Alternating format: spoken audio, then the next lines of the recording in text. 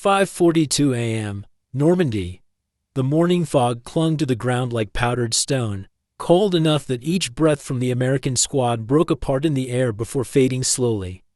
There were no orders, no hand signals, yet the entire squad crawled diagonally to the left at the same moment. Wet mud clung to their gloves, heavy and freezing against the skin. The field was unnervingly silent, only the sound of soaked fabric dragging across the earth. A burst of MG42 fire cracked open the air. The rounds slicing straight lines like steel wire pulled taut. The soil to the squad's right exploded into lawn, torn trenches, bits of earth spraying sideways as if the bullets were being yanked off course by the wind. One soldier's hand sank half an inch as he pushed forward, forcing his body to tilt further left, a tiny movement, but sharp and instinctive, like survival acting on its own. A southwest wind of 14 to 16 kilometers per hour swept through the low grass, shoving the dense fog leftward. What little visibility remained shrank into narrow gaps where dark earth trembled under the wind's pressure. The shadow of a soldier ahead stretched unnaturally far to the left, warped, trembling in the mist. No one paused to question it. The radio sputtered, thick with metallic static. Cross 14, wind pushing, before dying completely in the moisture. Every breath they took was sliced in half by the wind, breaking into short, sharp bursts, their hands numbed as they held themselves low to the freezing ground. The cold seeping in straight through the mud. Still they crawled, lower, tighter, further left. A bullet buried itself just inches ahead of them, carving a curved groove into the soil, bending right, against what theory said it should. Dirt spat upward in a slanted spray, exposing the soft mud underneath. No one spoke, but every man shifted his weight left, as if they had read something hidden in the arc of the impact. Like tremors rippled beneath them with each renewed burst from the MG42, making the mud feel alive under their ribs. Each push forward dragged their soaked jackets hard across the cold grass, creating a faint scraping sound, barely audible, yet in the tension-stretched silence it rang like a last breath. They crawled diagonally toward a single direction. No one understood why, no one asked. Every muscle, every breath, every fragment of vision guided them left, into the narrow corridor untouched by the MG42's fire. Why did every sign in that field pull them left, and what would have happened if even one of them had crawled straight? The ground beneath them was not just wet, it was uneven.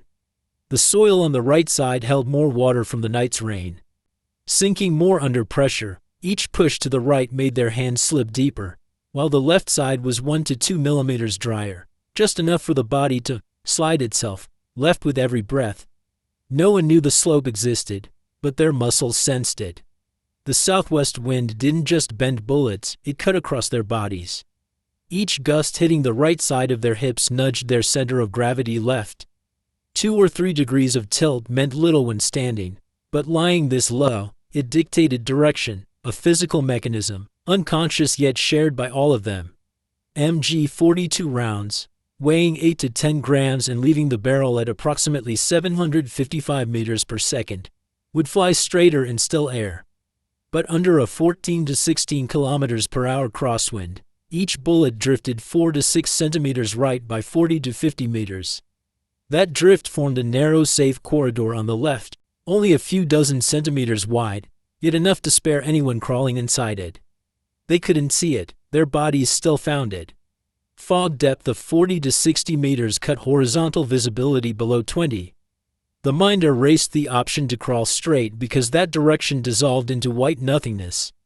The left side held more, anchors, bed grass, small mounds, faint shadows, bare cues, but enough for instinct to choose the safer path without conscious thought.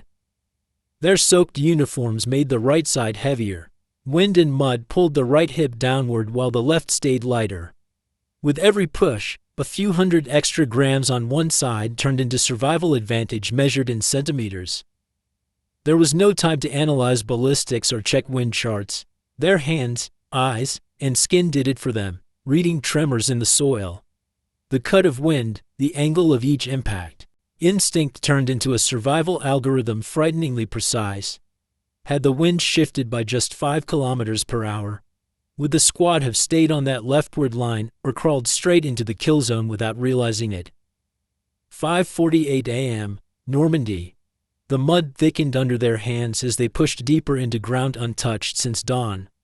The bunker was gone behind the fog. Only fragmented bursts of MG42 fire cut through the mist. Each breath pressed into the cold earth pasted metallic and sharp enough to ache in their ribs. A small detonation snapped the soil into ripples on their right, flattening grass against the ground. A soldier's jacket trembled under the lateral wind, the heavy wet fabric scraping out a dry wrench.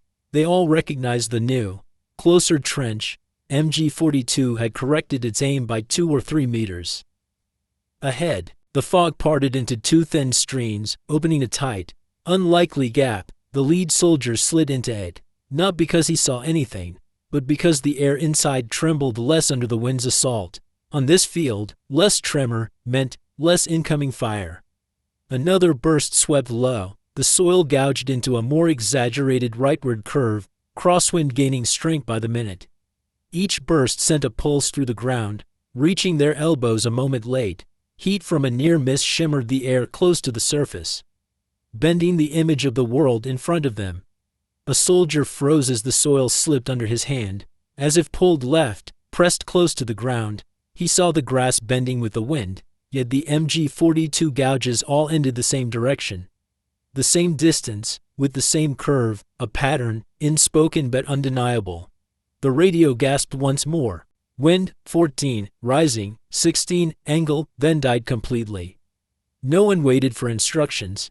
Their own bodies answered first, pulling them sharply left. Mud weighted the right hip, wind lightened the left. Each motion pushed them deeper into the corridor the MG42 couldn't reach.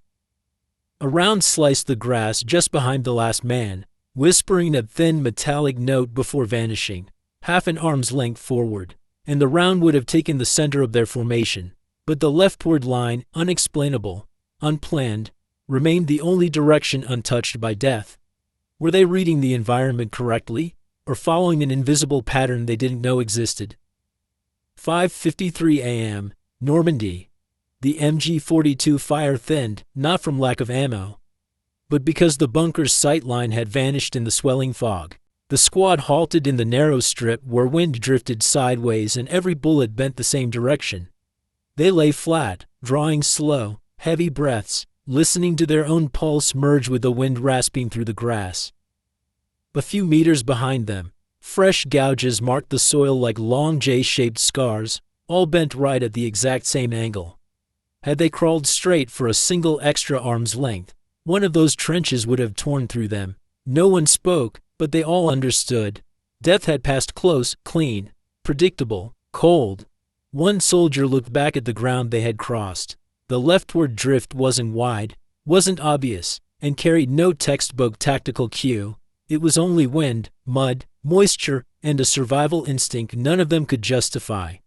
The wind shifted, the fog thinned. When the MG42 fired again, its rounds flew straighter, no longer curved.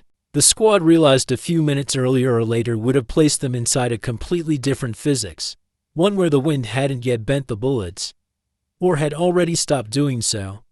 They crawled forward, slow and careful, but none of them knew whether they had chosen left, or whether the field itself had chosen for them. So what decided their survival that morning? Sharp tactical sense, or a moment when nature accidentally took their side?